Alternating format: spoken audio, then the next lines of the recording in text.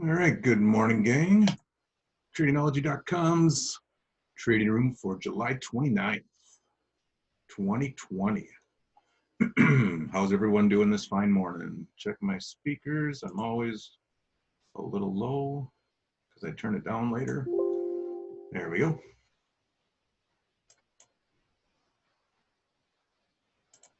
Good morning, Asham. How you doing? There's the man of the hour. Good morning, Dave. Hey.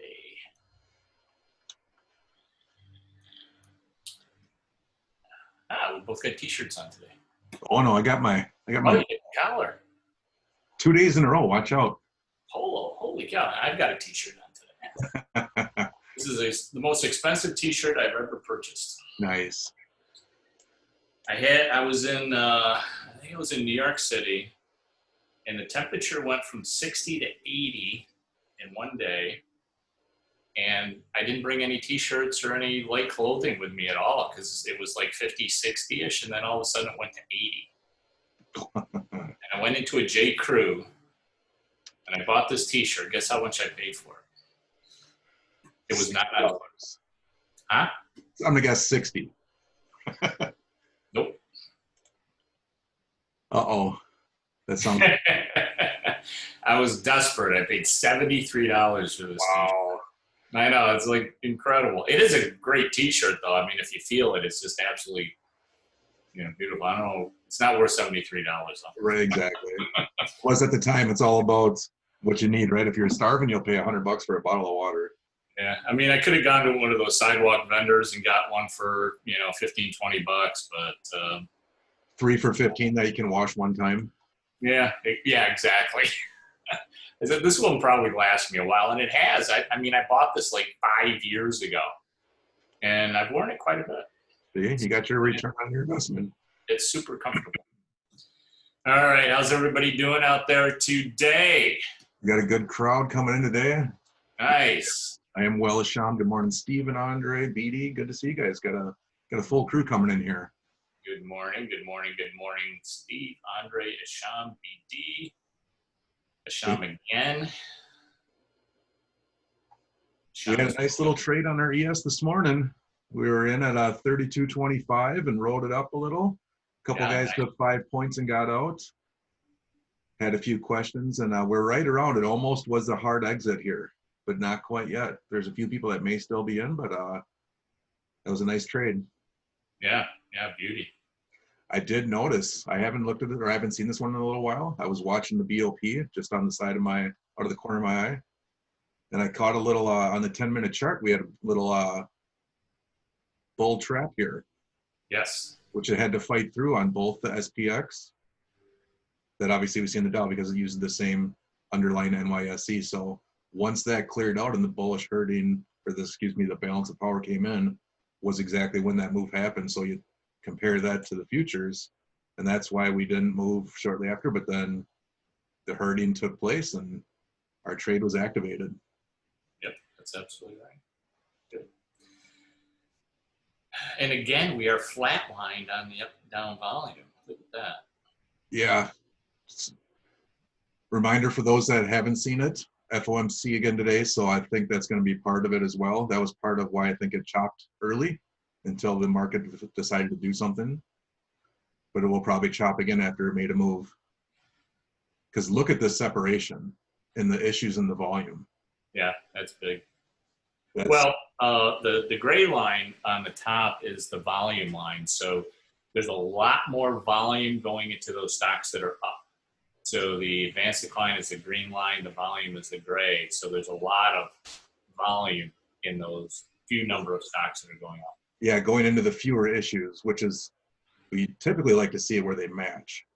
Yeah, but when there's more volume in those number of issues, when the volume line is above the issue line, that typically indicates a very bullish pattern. So we'll see what happens though, because volatility can definitely be a factor around 2 p.m. That can flip very quickly.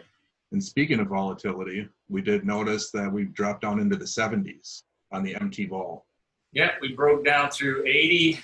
We do have, however, the potential for a flip because that bullish herding is only in the last column here. And so we could have a flip there. We'll see, but I see some warning indicators here with the pipeline starting to turn red, and our swing signal algo's been down for 4 days now. right. So like you say, yeah, we're losing. There's no fresh bullish herding, so that could be an indicator of a little flip coming. Yeah, but we'll see. I mean, things are still fairly bullish, especially with empty volatility declining. And no bearish herding really to speak of. I mean, we've had a couple of days where we're down 350, 182, 205, but no bearish herding, and that's pretty bullish. And as Sean was talking about, just your comments from yesterday of how, we look at this is where we were at and correlated to, yeah, we're moving up because keep looking at we still have low AVS that hasn't went back above 15, so that's bullish as well. That's right. Yeah. So just a quick update on that. Keep my eye on the chat in case you guys got any questions in there. If you don't mind, I just want to bring up a comment that was posted in the Tradingology comment section on the VXX. Oh, absolutely. A question came in on if you're using TOS for the VXX system, why don't you use a custom spread in order to enter it? And one of the reasons is you can if you want the margin. The problem is you can't split the bid-ask spread on each one of the legs. And so I prefer to split the bid-ask spread on each one of the legs so I can get better pricing. And so that's why I don't use custom. Well, I don't use TOS in the first place, but if you were to use TOS, yes, you get the margin with the custom spread, but the problem is you can't split it. That's why I like to use Tastyworks, because then I can split the bid-ask spread and they automatically know that that is a spread. And so it's margined properly. Just thought I'd throw that out there. Do you recall who asked the question, if they're in the room or not? Yeah, I don't think they're in the room. It's Shamir. Okay. Yeah, I think his name was, I'm not sure if I'm pronouncing it correctly. Okay, gotcha. Shamir. Okay. So maybe they'll catch the recording at least, and then obviously the comments are in there too, so that's good. Yeah, good to call out. Yeah, I caught that comment last night about 10:30 before I went to sleep. Gave him a quick response. Perfect. Appreciate it. Hey, you want to see something incredible? Of course. You are not going to believe this. All right. You remember Eastman Kodak? Oh, Kodak's crazy right now. Kodak. EK used to be the symbol before they went belly up, basically. And now it is KODK, I believe. I saw someone talk about this yesterday. It is up today 537%. Yesterday, there was huge volume and it went to $10. Early morning session, it was up to 15. And now it's at $59. It's unbelievable. 55. Okay, 55. What? Isn't that insane? That is the most crazy thing. See, this is where staying at home for the health pandemic crisis is turning everybody into day traders. Yep. You're seeing more and more articles about that. That is incredible. BD, the VXX short, yeah, I haven't entered it yet. I'm kind of waiting for volatility to calm down. I kind of want to see the open. This is probably one of the first days I haven't gotten in at 9:30, so I will do something today, definitely. I'm not sure if I'm going to record it, though. But volatility is coming down, so it's going to be a short trade. I did see, I'll forward you the email, Dave. Someone sent over some information around privacy settings in Tasty that might help you out. Oh, good, because I haven't been able to find them. I have no. That's good. Oh, good. I'll shoot it over to you if you haven't seen it. Yeah, look at that. And do you know why? I don't. What's the news? All right, here's the skinny on it. Eastman Kodak, according to the gentleman that was interviewed on CNBC this morning, has been in the chemicals business for 100 years. And so they're going to use their chemical expertise to get into the pharmaceutical business. Really? They're completely going, I mean, obviously they can't produce cameras and film and all that kind of stuff anymore. I mean, there is actually a small growing market for the old film type cameras and stuff like that. So they've got a small business doing that. But they got a $745 million grant from the US government to transform their business into, because of their chemical expertise, into a pharmaceutical company. Holy smokes. Yeah. That's the deal. Now, the funny thing is that they announced it today. Yesterday, look at the volume, and it went up $10. Yeah, shifts into drug production. I think I said 745, 765. Wow. Yeah, unbelievable, right? And everybody's buying up the stock like crazy. And pre-market, when the guy was talking, it was about $15.50. That's what's interesting is I saw someone talking about this yesterday, how they were already getting into a trade on it. I have to go talk to that guy. Ooh. I want to know what he knew that he got in yesterday. Yeah, really. Yeah, that was already a big enough move yesterday. It was like, yeah, great trade, man. Then this, I know. Unbelievable, right? I gotta look at this on a 5-minute chart just because I'm curious now. Damn, I wish I had a crystal ball. Jeez.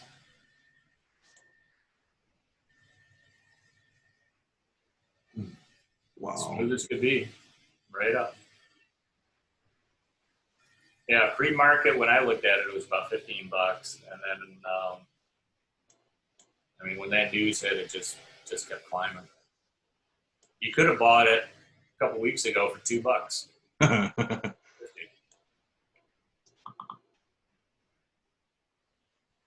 Oh, someone just triggered.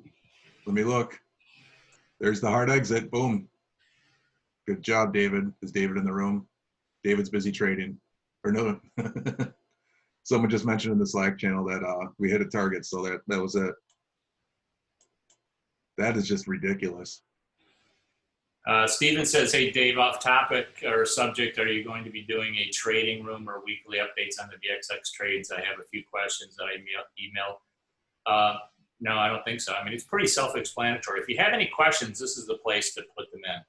So if you have any questions about that, I can take a look and see if your email, but I have had issues with my email at support at Strong Market. I'm not sure why. But a lot of stuff has not been coming through. Yes, you can talk about it here. Absolutely. We're all friends. That's why, Dave and I agreed, and Dave was gracious enough to let us host the VXX so you guys can have the same courses in the same spot. So, yeah, he still produced it, and now it's on Tradingology. If you didn't know that yet, Stephen, but you probably did. But yeah, absolutely. We're using that strategy. Love that weekly strategy. Yeah, it's doing very, very well the last 2 weeks. Trades in here. It's been doing absolutely fantastic, and it's just generating income. It's been incredibly, it's been working great. So low volatility. Look at the MT vol on the market timer spreadsheet. You can see it starting to come down, stabilize, come down, but as long as that keeps coming down, I expect the empty volatility to hit the 50s or 60s, which is like an old low going back before the pandemic. And as long as the bullish herding stays, fairly on that side of the ledger, and we don't get a lot of bearish herding, I think we're going to, and the AVS remains low. This is kind of like my backup system to kind of determine volatility. VXX is going to continue to go lower. Had some questions about updating the spreadsheets and graphs, but I figured out the formulas last week. Good. Tom B says, I started setting up my chart this morning. We'll enter a first paper trade on the VXX Trade. Good, good, good. Looking forward to it. There's no guessing today. Volatility is low. I'm just going to go in and short using the ladder, and I'll short. And you know the formulas, so I don't have to reveal the formulas for how to enter those VXX trades based on the ladders.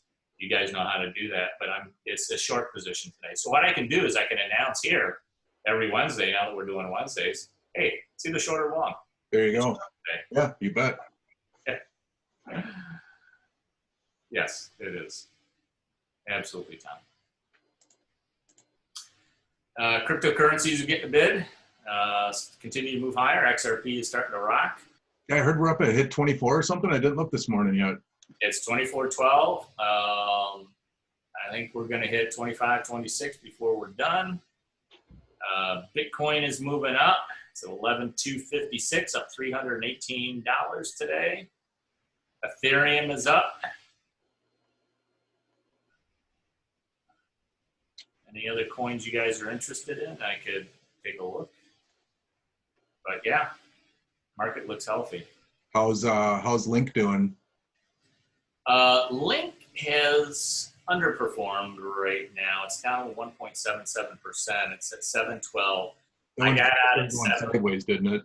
Yeah, 730 was my target, and it hasn't really. It overshot it because it went to $8.80. Wow. And now it's kind of pulling back into that $7 range. Okay. But it had a run. See, what it looks like is a lot of the coins that had a run early are now starting to pull back, consolidate, and other coins that didn't have a run are starting to go up, like XRP. Yeah, like that rotation we were talking about yesterday. Yes. Andre's asking if volatility is low, why do you expect to go even lower? Well, that's because VXX is going lower, right? That's why. Yeah, volatility is declining. And so 92.5% of the time, VXX will decline. And so in almost every case, unless you start to see, like I talk about in the course, unless you start to see that call put parity start to move, start to change, you want to stay 92.5% of the time, the decision is to go short.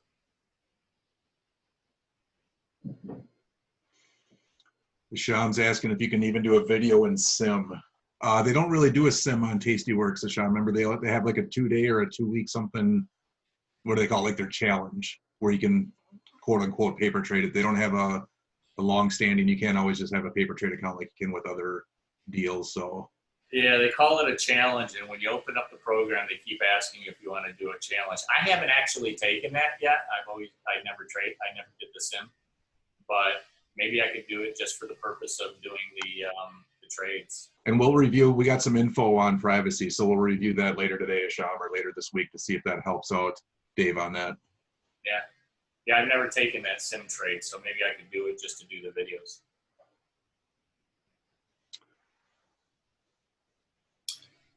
Question regarding ratios. If you scale up the position from 11.55, for instance, would it be 110, 50, 50? Even's going big. You're going big, 220. Holy crap.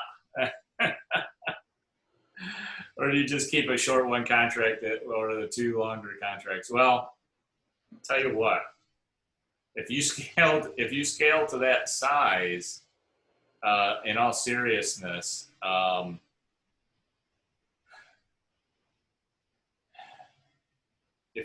let me think about that for a second, because I haven't quite gone that long that size yet. I've gone close to that, but I haven't quite gone long that size.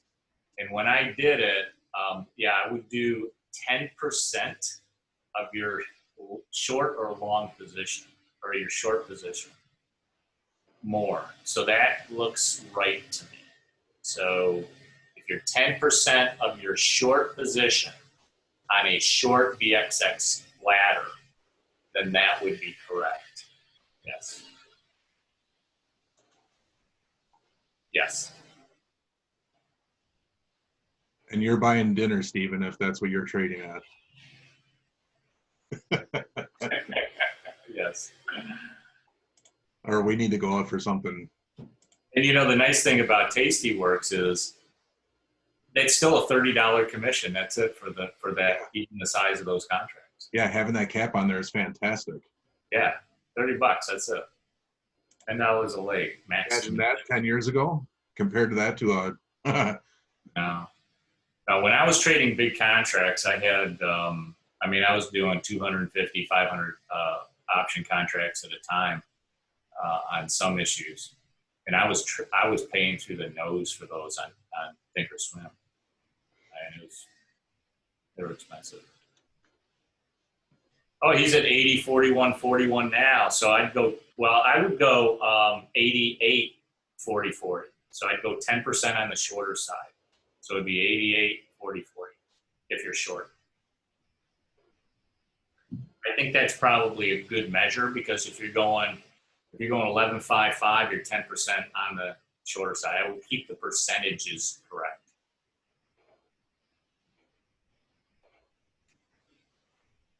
Okay, good. Though scaling out a long position would really hurt the short position. It would. I would do, let's see, on a longer position, I wouldn't do 10% on the long side.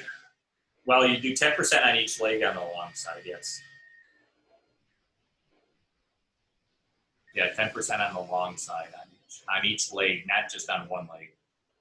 So if you're going the opposite way, take the short, do the two longs, do the long on the long side, 10% by 10% on that leg, yes. Not two legs because you're only long one leg. Okay, good. Had one question that came in too across the emails around the indicators for VXX, I believe it was. Do we know if any of our developer friends do anything in Trader Workstation for interactive brokers? I don't know. I haven't found anybody that I've worked with yet. I don't know if you knew of someone. Is that an open platform that you can actually have a developer work on? I don't know, to be honest. Yeah, I don't think it is, but if it is, I'm sure we could find somebody, but I don't know of anyone. So if anybody knows, shoot us an email and we'll work on it. I did have that question. I didn't know of anything, so I didn't have a good answer. So I figured I'd throw it out to the crowd. Yeah, TradingView is an open development platform. Thinkorswim is, I don't even think Tastyworks has an open development platform. I just stopped using IB because of the execution times. Yeah. And better commissions anyways. Yeah. Boy, the half hour flies, guys. We got 7 minutes left. Any final questions? We are moving higher. As I said, volatility is low. But be careful around 2 o'clock. You guys trade. Exactly. Don't hold positions going into that announcement unless you're a straight up gambling man. Yeah. And you got money to burn or currency to burn. Yeah, currency. That's right. Speaking of that, did you see some of their predictions? They're talking our next stimulus package might get us to 8 trillion, another trillion coming, then potentially 10 by the end of the year for the budget, or that, excuse me, the on the books for the Fed. Really? Yeah. I don't know where the other three's coming from, but they're saying we could easily hit 10 trillion. Not a big surprise, I guess. I've even seen some people speculate into 20 within a year or so. Yeah. Obviously it's speculation, but I don't think it's out of the realm of possibility. The way Fred is working, yeah, I wouldn't be surprised. Well, it looks like some smart traders are taking their profits on Kodak. Yeah, is it starting to come back down a little? It hit 60 almost exactly. It hit $60 exactly. Now it's 31. Those armchair trading cowboys are hitting the sell button. Yeah, because they just picked themselves back up off the chair or off the floor. Yeah. Tom B says, "Oops, I'm with you. A ticket on the Virgin Galactic tourist plane costs about $250. Do what you gotta do. You Yeah, planning on a trip on the Virgin Galactic there, Tom?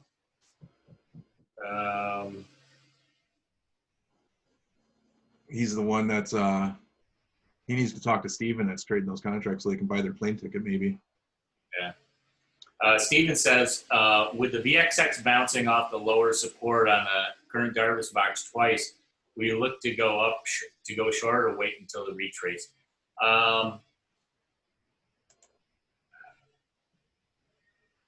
Two VXX. No, because it's below 50%. So use the 50% level. This is the way I do it. I use the price action profits course methodology within the Darvis box. So the Darvis box is the support resistance areas, and then I use that 50% level to show whether or not it is expensive or cheap.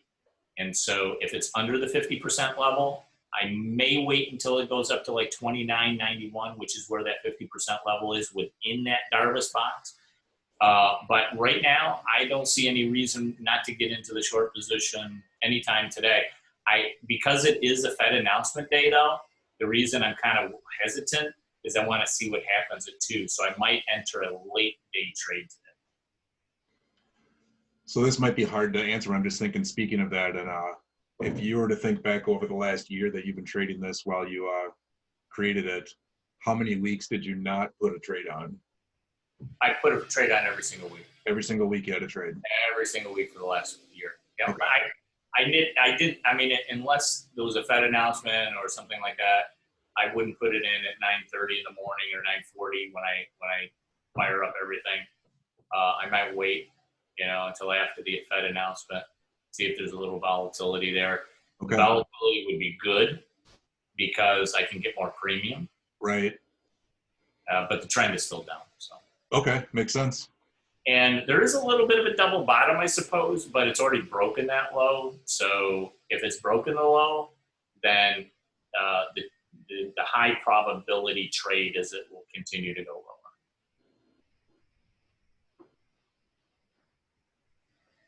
It broke the low on that little couple little spots there. And so it'll probably continue to go lower. You don't have your Darvis box on. Well, I can't show everything. You have to save something for the course. That's true. I do need to set up some more things, though. It's true. Asham wants to know, off topic, if any plans to relook at the buy signal to make it for toss on which instrument, Asham? Yeah, it was in the spreadsheet, the market timer spreadsheet. There's a buy sell signal. Oh, got it. Added about, I don't know, maybe a month or so ago. No, because the formula is so long and so complicated that it does not translate well. It's really an end of day signal, so I don't think we're going to revisit that. Sorry. Well, you can't say sorry. You provide everything else, so you're I know. vulnerable. We have numerous tools. Right? Numerous. All right. With that, we are 1 minute from the top of the hour, so we will revisit you guys and catch you again tomorrow. Again, last minute warning. Watch out. FOMC, if we didn't hear it, get out of trade. Yep, 2 p.m. Eastern. Have a great day, guys. See you tomorrow morning. Thanks, Dave. Take it easy. Thank you.